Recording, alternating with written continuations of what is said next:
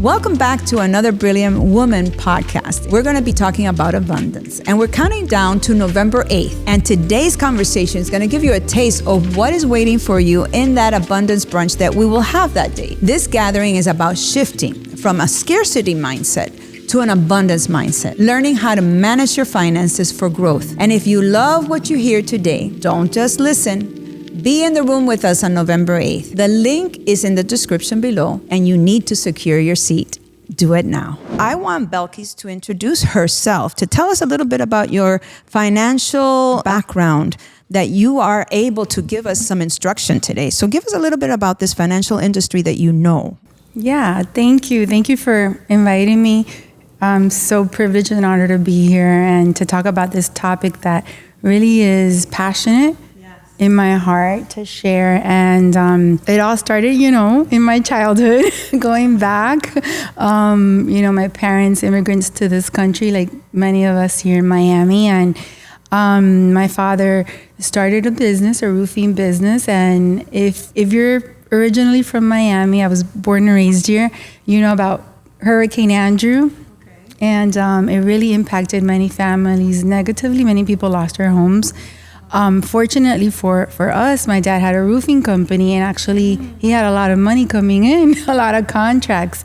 But in the same way that the money would come in, the same way it would come out, right? And I usually use the example that it's like there was a hole in his pocket, and the money would come in and it would come out because no one had taught him how to manage his wealth, manage his money.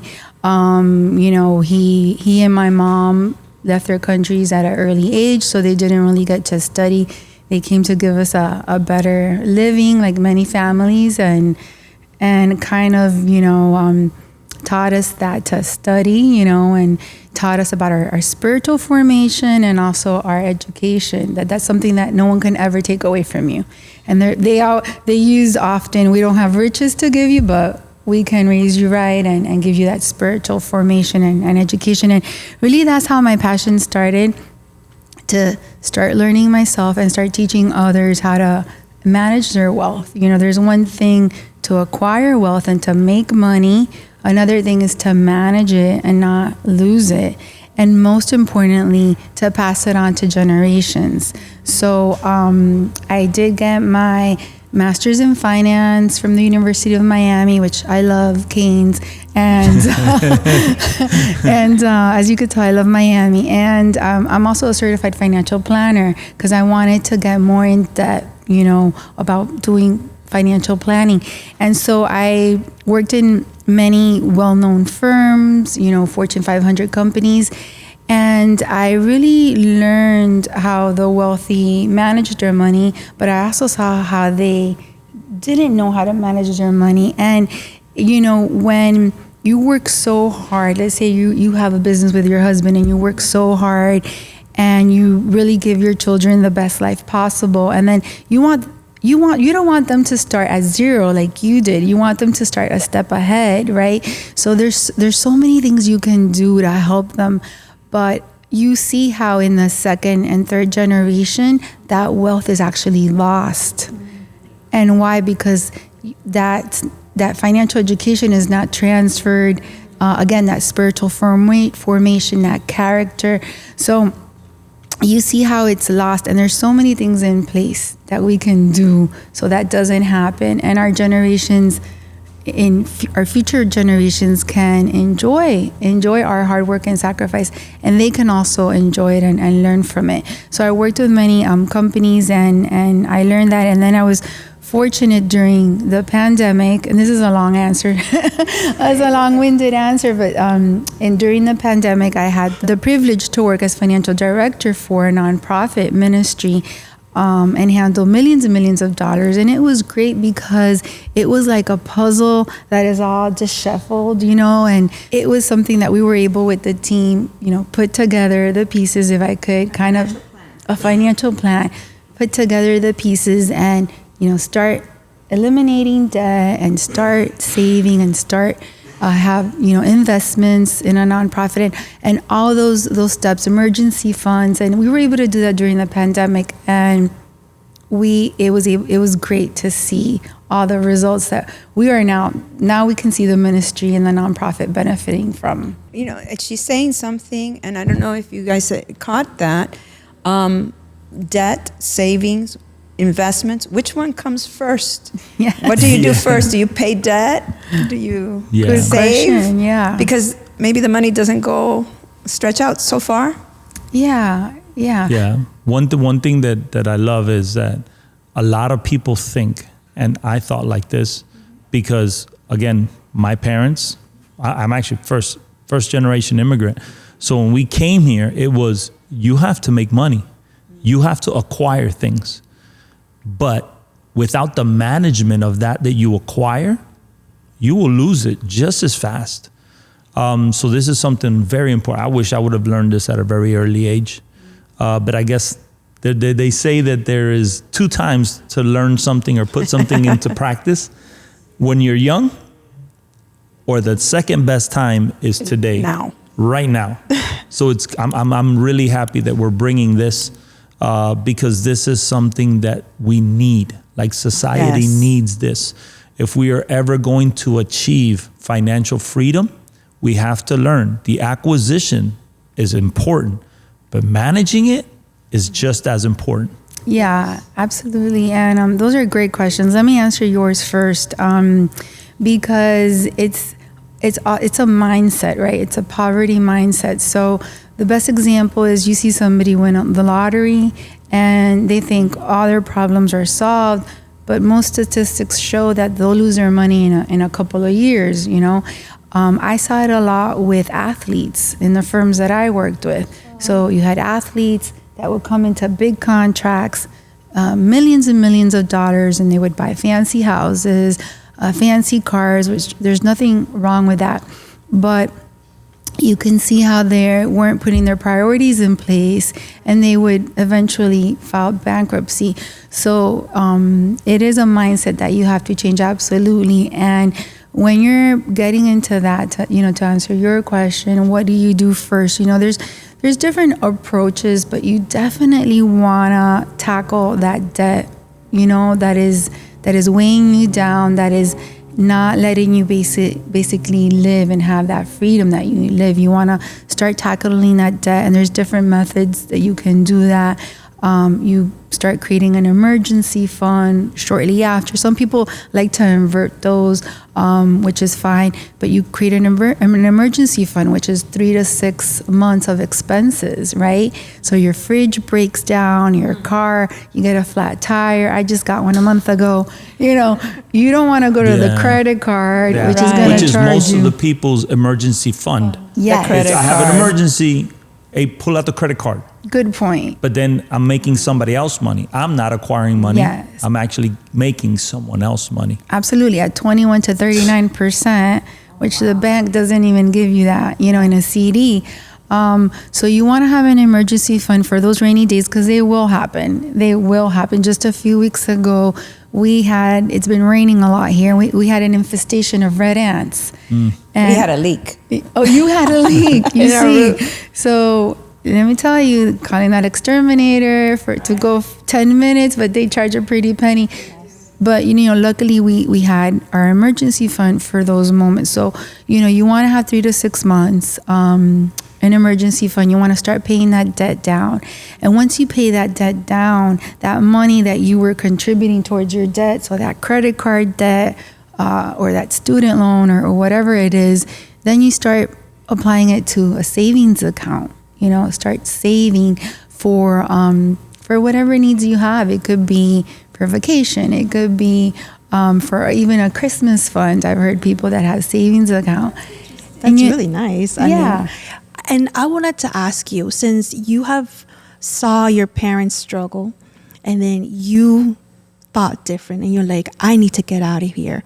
At what age, or should you start young with that?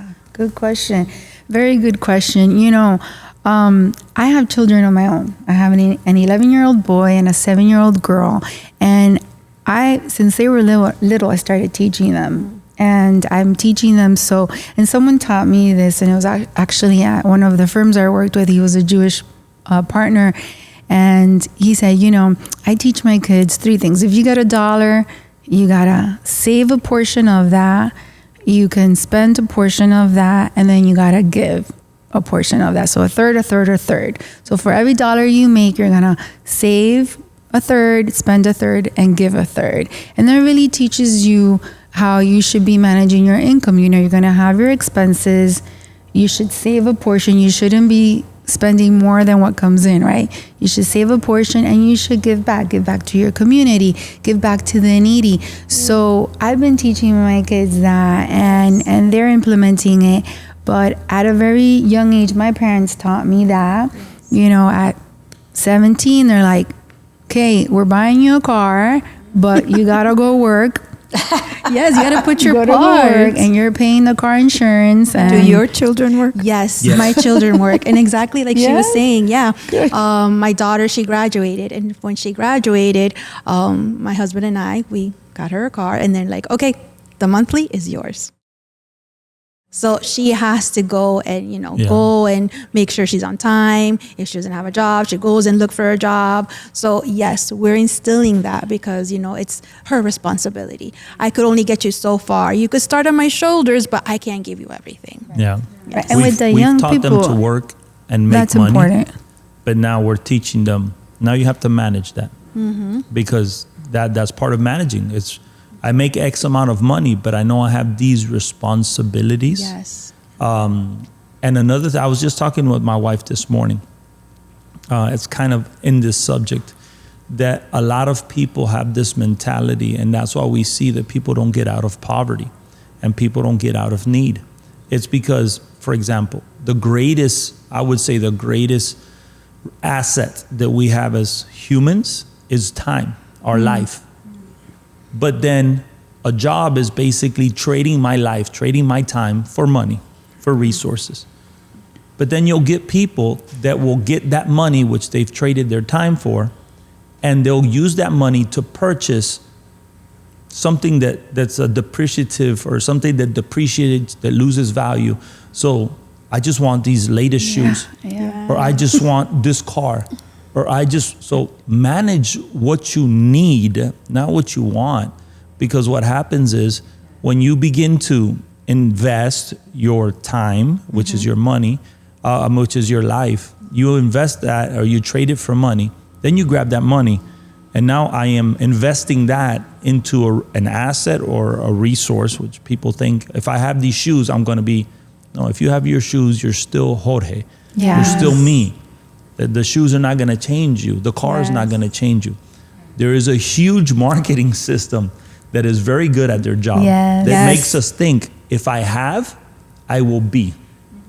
But really, who you are is who you are. What you're hearing right now is just a glimpse of what's possible. On November 8th at The Abundance Brunch, we'll go even deeper with practical strategies, proven tools, and real conversations that will help you grow in business, leadership, and life. Don't miss the chance of a lifetime to be in the room. Tap the link in the description and secure your seat today. Yeah. I mean, let's look at the billionaires.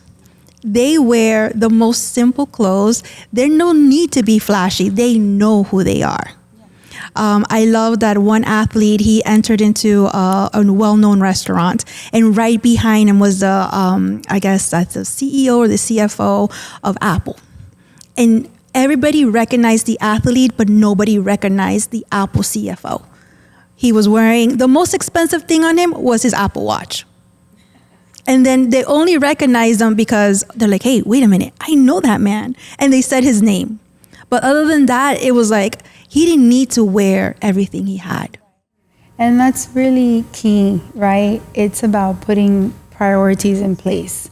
So there's nothing wrong with buying things that you want, which are wants, but your needs need to be covered first. So you said a few things that were important, like especially with the young people, time is of essence. So, when you think about, as a young person, I don't know, God made me this way, but instead of buying a BMW or a Mercedes, which I very well could because I had a very good salary and I had no expenses. When you're young, you have hardly any expenses. I decided to invest in my retirement account. At what age was that? As soon as 21, I opened a retirement account. And if your daughter, how old is your daughter? One is 24 and the other one's 19. 19. So as soon as they have earned income and they start working, they can open a retirement account. And really, that's the best gift one of the best gifts you can give them because there's They'll such a thing called as compound interest. So if they're investing at an early age, by the time they retire at 65 or 67 or whatever the retirement age is when they get there, they're going to have all these years they're of gonna be compound interest and investing. They're going to have $1 million. But it takes a lot of discipline to do that in stewardship and say, hey, I really want like that fancy car, but instead I'm going to, open a retirement account and put my money there. Or as you get older, in our case, we're like, we really want to do that. It's a want, but really, I want to prioritize paying off our home. Yes. So my husband and I, that was a priority for us. And we were able to pay off our home. Instead of 30-year mortgage paying interest to the bank, we paid it off in 13 years. Wow. So it takes all about prioritizing, and it requires a lot of self-discipline. And once you enter into abundance is meeting your needs and your wants. Both. Meaning both. So that's really when once I have my needs, I have already financially stable. I've already done, the steps that I have no debt. I have my savings, my retirement investments, my property, my house is paid off. Then you can look into your wants. And it's not like you're going to deprive yourself completely. I mean, we take our vacation, but that's when you reach that abundance, you're able to meet both of those. And since we're going to be talking to business people, is there anything specific that a business owner should do? Aside from every principle that you've talked about, was more like personal, how would a business owner be able to multiply their income? Is it also the stock market or? Great question. Yeah. I mean, the first thing for a business person, again, I was able to manage millions for a nonprofit, and I was able to see how everything was kind of disheveled. So as a business person, like, you need to know your numbers. You need to know your budget. You need to know how much money's coming in, income. You need to know how much money is going out, your expenses. And most importantly, you need to know if you have a profit or a loss, right? So when I came in, we were at a loss. So right there, I mean, that's very easy. You're at a loss. So what do? You try to increase income and you try to cut expenses until you get into a profit, So that's the first thing. You have to clean up and you have to know your numbers. And once you're at a point where, I'm making a profit, one of the things that I always say is that you have to assign a purpose to your profit. You can't just be like, I'm making $2 million a year. And what happens when you have a little extra money? You spend it if you don't give it back. Right? That Christmas bonus, if you don't put a name to that, oh my God, that Christmas bonus is going to be it's going to go away. So even the Christmas bonus, my husband and I, on a personal level, we're like, okay, what are we going to do with that? If we get a tax refund, what are we going to do with that? You assign something to that. And as a business person... anybody getting conviction? Yes. I mean, and that's what we did, as for the business. When, now we have a profit. We're at a point that we cleaned up our debt. We lowered our expenses. And it's not easy. Sometimes it takes a year or more, or years. When we had a profit, we're like, okay, what are we doing with this profit? So we assign a purpose to it. Okay, we're going to pay off this additional debt, or we're going to start saving this amount, or in our case, we started investing, And so we assigned a purpose to that profit. And I think that's so important, to know your numbers and to assign what you're going to be doing with that excess money. Maybe as a business person, you say, I'm going to reinvest it in the business, or I'm going to open up more branches. So I think that's important to know. You mentioned something really that stuck in my head, that you taught your son and your daughter that they need to also, with the money that they earn, to donate. Is gratitude attached to abundance? Absolutely. Yeah, absolutely. My son won an award at school. It was out of all the 4th and 5th graders, all the teachers chose one student, and this one was special because it came with a $250 check. Oh, Yeah. for an 11-year-old. For an 11-year-old. So all the kids were very excited, and they cheered him on, and what are you going to do with the money? He's like, I'm going to buy Roblox, and then it's a video game. And then he got home. And then he got home. And I'm like, And mom said, let's manage And that. let's think about voice this. of wisdom said, Let's think about this. I mean, $250 of Roblox. I mean, you don't even have that much screen time to begin with, So he's like, okay, let me think about it. And he's like, okay. And I taught him you have to be grateful. And, in our case, we're Christians. You have to be grateful with God.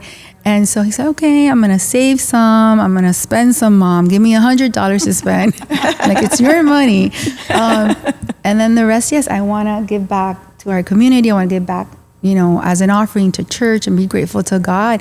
So I think it's very important because when you give back, you see that, that abundance increases, right? When you help the needy, when you give to charity, when you're giving back to your community, people respond to. And as a business owner, I think that's so important. When you give back to your community, that they see that you are contributing to the community, you're probably going to get more clients and more customers, definitely. It's an investment. You are investing into other people. Yes, You're investing absolutely. into other people. You're investing into the community. You're investing into resources around you, which is making everything better. Everything better. For, the highest honor for a business owner is to serve others. That's the highest honor because, and I've used this example before. In the morning I get up, my eggs are in the fridge, my bread, my milk. I don't have to go out to the farm and milk the cow and get the eggs from the chicken. I have somebody who does that for me, and I pay them back, because a laborer deserves their honor. I pay them for that service. So we are all, we're here because someone, is working in media and is filming this so someone else can be benefit from the comfort of their home. Yeah, so this is the greatest honor for a business person, is to serve their community and serve others. So Absolutely. at the brunch, we're going to hear how to manage our finances, and you're going to give business owners tips, principles that they can apply. But it's so super important, obviously, that they put it into practice. Is there any tip specifically that you would like to tell them so that they know that this is a place that they need to be in on November 8th? One specific thing that you've seen that gives the most benefit to a business owner? The most benefit to a business. I mean, we're going to be talking a lot about practical solutions and things that they should be doing. But really is about having, the right team in place, listening to your team. And, we're going to have business owners there. So trusting your team, and then the team trusting, Working together. Working together. But we're going to be talking a lot, also like, formulas that they should have in place, Yes. On a personal level and on a business level, how much should be you be spending, what percentage you should be saving. It's called a budget. Yes. People are like, yes. a budget, what is that? What is that? Yes. What Well, is the that? first brunch that we had, you brought the subject of the budget, and you helped our business a lot because, like you were saying, it takes time, and it took us 1.5 years to implement a lot of the things that you said. So I know there are people who are watching who maybe have never done a budget, and you're just going day by day. And this is a great place where you're going to learn, have tools to be able to increase. So that is a great tip. You got to do a budget. So we are so Absolutely. grateful that you're going to be there. I'm excited. I'm excited to be there. Thank you. Yeah, you spoke about something. I've had the privilege of actually sitting down and listening to you before. So I remember one of the things that impacted me is you said that there's tools. Like sometimes we think that success or abundance or building wealth is just out of luck. It's just, oh man, I got lucky. Joseph got lucky. this girl got lucky. It's not luck. It's being able to build with tools. Yes. So I'm going to give some of those tools away, just a sneak peek, but then you're going to elaborate on all those tools. One of the things that she says is that there's 5 tools to building wealth, building abundance, and one of them is character. Another one of those is discipline, which you've heard it. A lot of the stuff that we've spoken about is disciplines. Even her son at the age, he's applied disciplines. What is a discipline? It's doing what you don't like to do. Character is basically, and you know what? I would love the definition, because we define character in the area of behavior as who you are when no one's looking. Yeah. In the area of finances, in the area of managing your finances, how would you define character? Ooh, so in finance, I would say like your reputation is very important, right? Especially in business. If you serve someone well and you do a good job and you do fair pricing, that's going to carry on to other people. They're going to hear about you, other clients. They're going to want to do business with you. But when you're cheating, when you're lying, or when you're not offering a good service, that gets around and that affects your character, your reputation, your business. And there's so many examples that I can give of that. And, one of the tools that I do want to mention is as far as building wealth and carrying that wealth from generation to generation. Like I mentioned before, usually in the 2nd to 3rd generation, that wealth is lost. And I think one of the things that a lot of people don't know, we're going to be talking about that day, is to have proper estate planning.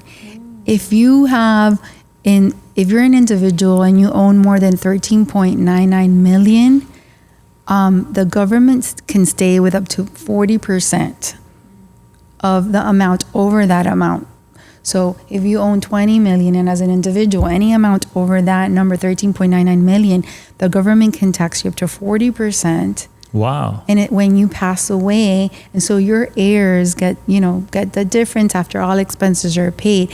But if you have proper estate planning tools in place, you can minimize that tax. The government's always going to get something, but you can definitely minimize it. So there's so many. So that's why you see that generational wealth is lost, because we are not informed or we don't know. And then, you're talking about character. Let's say we've had some of the other speakers that have been very successful in their businesses. You have businesses in place, and you have all this wealth, but you necessarily don't want to give your children all that money, right? Because that can destroy a person if you're not ready to manage that wealth, right? If at 18, you were to give me $5 million, imagine what you would do. So there's things that you can put in place. There's like trust that you can put in place, that your child will get a certain amount at a certain age if they do certain things. For example, if they go to college, they get a certain amount, or when they buy a house, they can get a certain amount. But you also don't build their character as they go. And financial education is so important, to teach the children, to teach the young people about how to manage their wealth. I was so excited to hear that the young people, they want to know about finances. They want to know how to manage it now. Today, there's so many things that social media is throwing at you, right? Crypto, or invest in this real estate and you're going to be a millionaire. There's certain things that might give you certain riches quickly. It's kind of like a lottery, I tell people, or gambling. But you really always want to have, aside from that, if that's what you want to do, you really need to have a long-term discipline approach. And that takes time, that takes discipline, and it's long-term. So you can have both, but definitely you want to have that, and that builds character. Yes.